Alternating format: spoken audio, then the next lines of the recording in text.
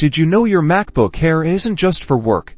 It's also a convenient way to send money to friends and family with Apple Pay. First, open the Messages app, select the conversation with the person you want to send money to. Look for the Apple Pay icon in the app bar below the text field that usually sits alongside other app icons like the App Store or your photo gallery.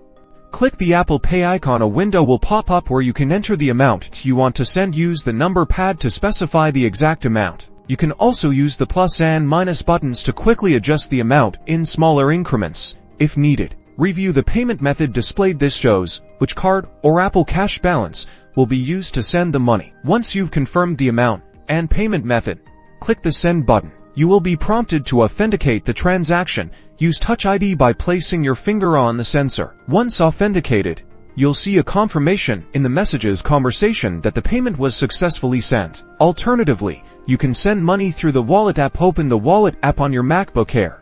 Find your contact and select them. Then simply click on the Send Money and follow the prompts as they appear. And that's it. Sending money with Apple Pay on your MacBook Air is that simple. Now you can conveniently handle quick payments without ever reaching for your phone.